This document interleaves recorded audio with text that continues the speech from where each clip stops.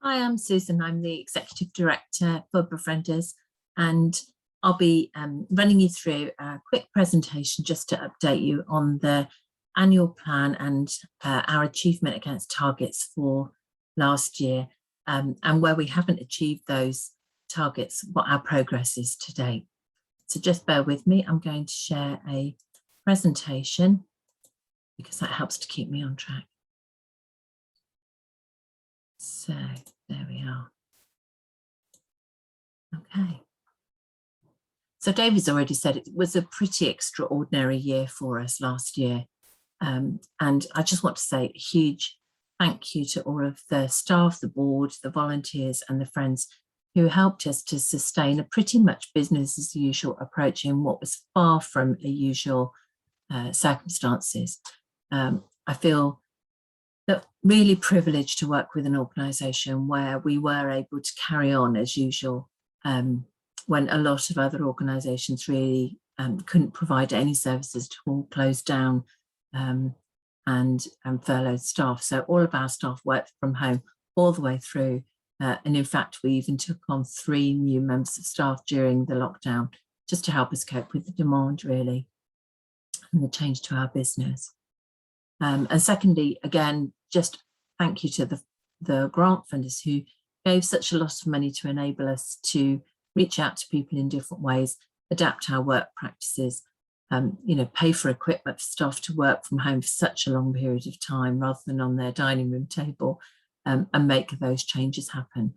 And some of the really good things that have come out of lockdown for us are that we've worked a lot more with partner organisations. We've created new learning opportunities and courses, experiences for staff, volunteer and friends. And I think that that's been a really positive and something that we will take forward into the future. So in terms of our mental health befriending objectives, our key objective really was to increase the number of friendships that we had up to 127 by the end of the year. And we had 77 ongoing mental health friendship matches in April 2020, and the staff made 50 new matches by to the end of March 2021, which is 127 in total. So well done for hitting that target on the head. And just a bit of context, we normally make between 25 and 35 matches a year. So 50 just goes to show you that the staff worked really hard and we had an unprecedented number of referrals to the service. David's already said we didn't do face-to-face befriending at all through lockdown. Everything moved to phone, mail or email. We even trialed some friendship matches through gaming, and some people chose to do texting or video calling. But that wasn't popular. Talking on video is not comfortable for everybody, as you can see by my presentation today. And you can see that in this box here, the vast majority of matches made last year were distance matches. We hope that some of those will convert to face-to-face matches over time. A lot of people still feel quite uncomfortable about meeting in person and meeting in public places. So we're doing that on a case-by-case basis. When the friend and volunteer both feel that they would like to meet up face-to-face, we will go through a risk assessment with them, make sure that as far as we can that that's done in a safe way, and there is no pressure at all on people to resume face-to-face friendships until they feel comfortable to do so. David's already mentioned that we didn't meet our waiting list targets. I'll talk a little bit more about that later, but we did set up a new face-to-face option in the Dingwall area, which has been very successful. And Ruth has worked really hard on getting that up and running. And Catherine has also trained some more volunteers in specific areas of Caithness with wind farm funding. And I would say that thank you to all of our volunteers who kept in touch more regularly with their friends by phone, text or email during lockdown. You can see the new, the brightly coloured areas were the new face-to-face matches, and there are much fewer of those in the last year. Our waiting list target never got down to 20, which was our aim. We currently have 41 people on the waiting list, and 19 of those were referred during COVID. Of that 41 people, about half of them chose to wait until face-to-face befriending was available again, despite being offered other alternatives. So hopefully that waiting list will start to clear as we train more volunteers and people are able to meet face-to-face again. And it's really important to mention that we chose as an organisation to keep our referrals open. One of the ways that we could have managed the waiting list was to close to referrals, but ethically we felt that it was really important for people who were feeling isolated and lonely to be able to reach out and have sort of a glimmer of hope, if you like, that things would improve in the future. And so once we have accepted a referral, even if people aren't matched, the coordinators are in regular touch, just to keep people updated and check in on folk. One of the things that we did do was ask our volunteers if they could take on additional matches. So we're really grateful to volunteers who signed up to do one match and have now taken on maybe 2 or 3 matches. Not everybody is able to do that, but for those who were able to do it, we're really grateful for that support. And the coordinators also started meeting regularly online to review all of the cases that they hold who aren't matched and to look at all of the volunteers still in training. And that has enabled us to plan matches much earlier in the volunteer journey. So sometimes people are training and will go straight into a match after the training has completed. So we trained 17 new volunteers in the last year, and 14 of those have been matched already. And since the Allen Lane funding came in, we've actually trained 38 new volunteers in total. And there are 16 people still in training. So we've gone from 123 volunteers in total in 2020 to 161 volunteers in March 2021. And we've also looked at bringing in volunteers in other areas, so to support us with admin tasks, to help us with the website, to help us with social media posts, and of course, fundraising volunteers. One of the ways that we've been able to try and meet our volunteer training targets is to engage much more with the local press, community newsletters, and local radio interviews. And that really has encouraged the volunteers to come forwards and raised awareness of our organisation. So thanks to all the staff who've done those interviews for us. In terms of memory and carers, generally our target has been to have 20 matches, and you'll see from this graph that generally we exceed 20 matches because of the natural turnover in friendships in this group. David alluded to the fact that the NHS funding was difficult to secure, and we also got some interim funding from Life Changes Trust and the Robertson Trust, which has helped us keep services going while we were unsure of funding. And because we now have 2 sources of funding, we have brought in a new memory and carers coordinator, Alana, who started with us during lockdown. And next year we'll be increasing the target to 30 friendships for this group. David's already said, I think of all the people we support, the memory and carers group were especially affected by lockdown, with support services, groups, lunch clubs, respite breaks, visits from family, friends and neighbours, all really restricted or stopped. So we didn't actually implement our target to introduce the carer style. We just felt that that was a step too much for people already under considerable pressure. But we did send out resource packs working with Highland Archive Centre to stimulate conversations for people who were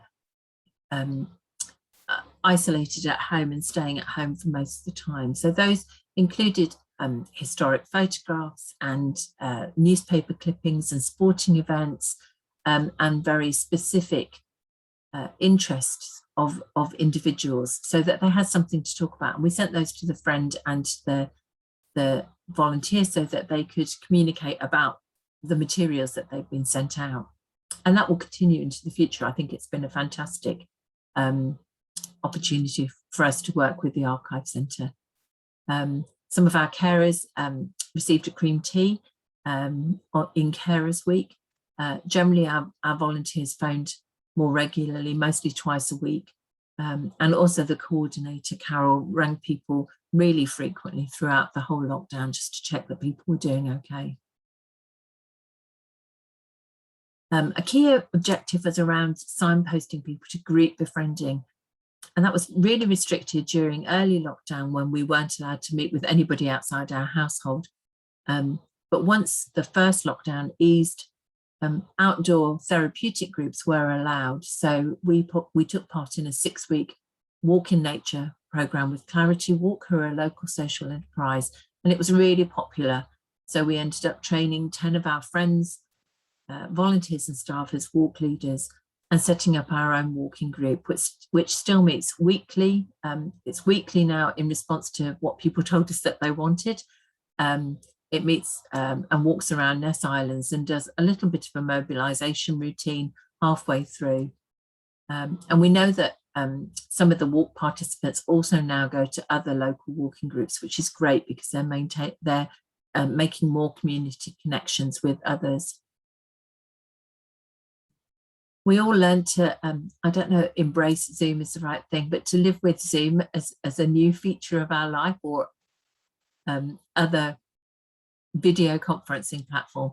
And we had a staff party for Christmas last year on Zoom with a hat competition that Catherine won with this fantastic snowman creation down in the bottom right corner. We sent out hundreds of sunshine packs. I think it was going between 250 and 300 sunshine packs. And we had to recruit family members. So this is my other half who came and helped stuff envelopes with poems and exercise routines and recipes and quizzes, sunflower seeds, word searches, all sorts of things went out to people and seemed to be really, really well received. And some of the seeds that we sent out grew into fabulous sunflowers. So this is one of our volunteers' sunflowers grown in a pot. I talked a bit about the collaboration with other organisations. We've really enjoyed doing this and it's been extremely beneficial, I think.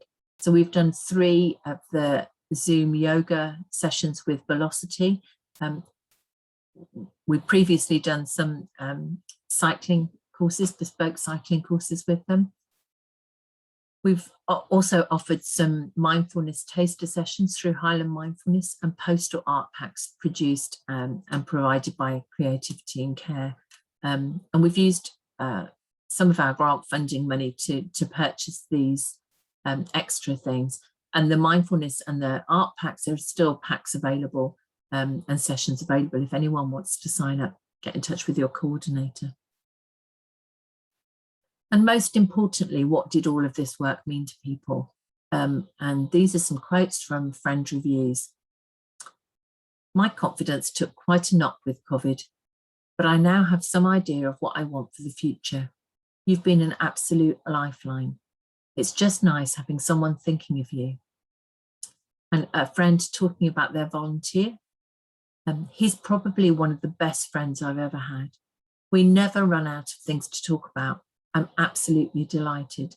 To be honest, I wonder what people do without you. And these are just 2 examples of hundreds of reviews that we do with our friends every year.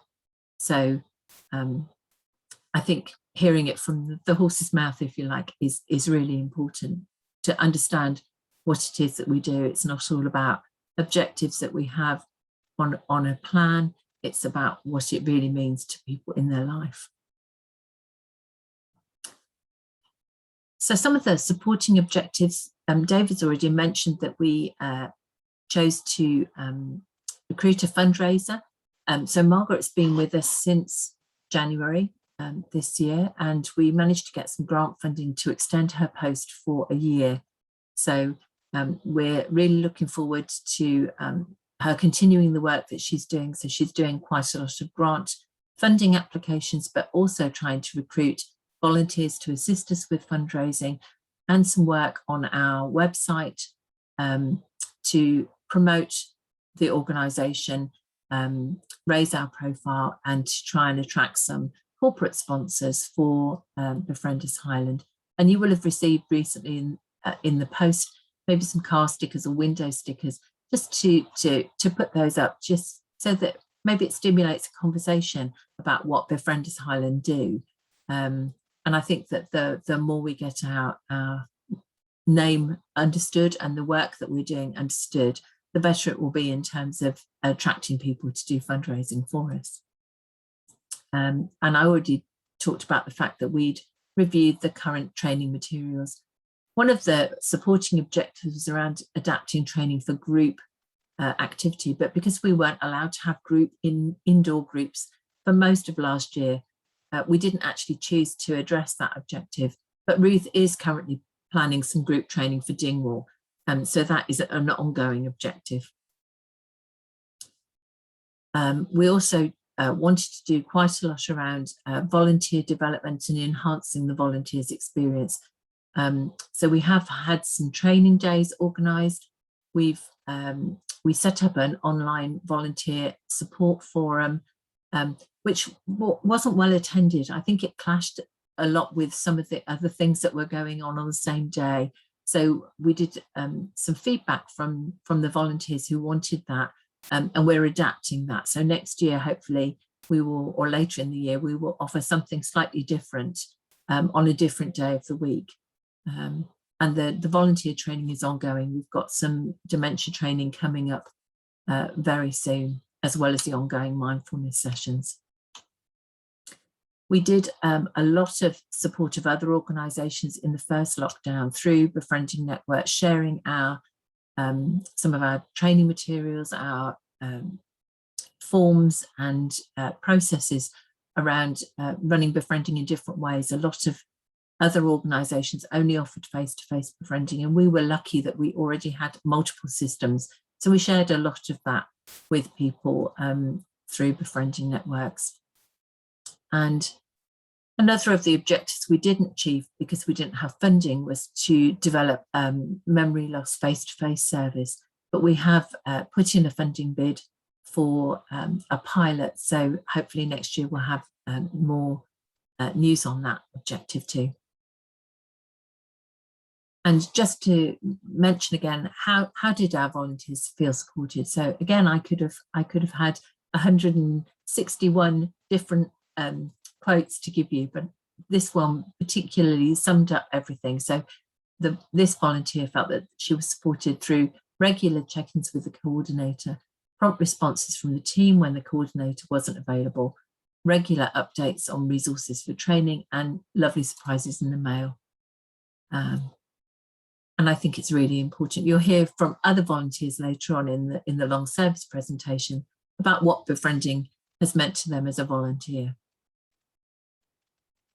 So some big thank yous to say. So Lisa, Bill, Claire, Kirstine and Rebecca helped us review all the training booklets for the whole service. And we've since been able to put some of those on an online platform so that we can hopefully save some trees in the future, that people who feel confident using online services will be able to just do everything in a computer-based way. Bill, again, helped with the volunteer support get-togethers. So hopefully they will resume in a slightly different form going forward.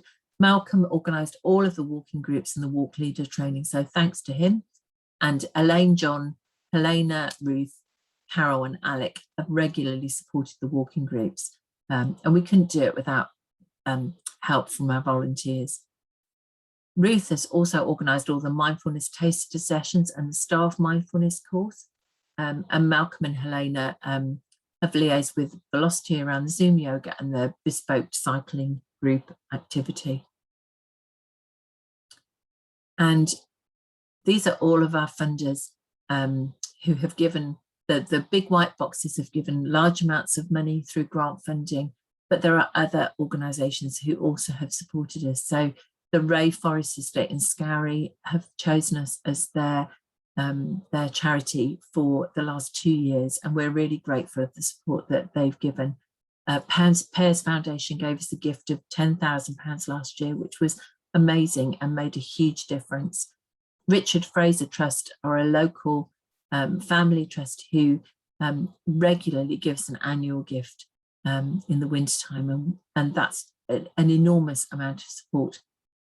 I think very touchingly, we've had a number of donations made in memoriam, so funeral collections for people who've passed, and it really humbles me that befriending has made such a difference to people that it's mentioned as part of the important support that they've received during their lifetime.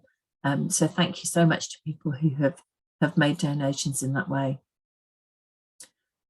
Some of our volunteers have donated their expense claims and added gift aid. So that means we get another 20% back from HMRC for any UK taxpayers. And we've had lots of fabulous fundraisers. So they have made such a difference to us, doing all kinds of amazing things. We've got a couple of people coming up in the Loch Ness Marathon. So if anyone goes down and supports, please watch out for them. We've also got our own Malcolm, who's training to do an ultra marathon, which he's been training for about 2 years now because of the delays to the race. So hopefully that will go ahead next spring.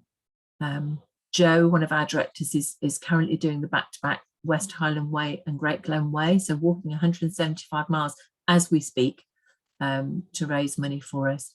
And Shane and Jane's husband Ian recently did the Loch Ness Etap, so cycling all the way around Loch Ness to raise funds for us. And we've had people do all sorts of things. So Fiona, one of our volunteers, walked up Ben Nevis. We had a young lady who did a Twitch stream, which is some sort of online gaming event. We had someone shave their hair off for us. People have done quizzes and baked cakes and sold creative work. The Colboki players dedicated the fundraising from their Christmas show last year to us. So I just want to say that, even small amounts of fundraising, when you put them all together, create a large pot, and those things are really important to us. So if anyone has any ideas or would like any ideas of ways that they could fundraise, Margaret will be a mine of information and support to you. So thank you to everybody who has done all of those things. And now I'm just going to close off this presentation. There'll be an opportunity for you to ask any questions of us. And thank you very much for listening. Bye for now.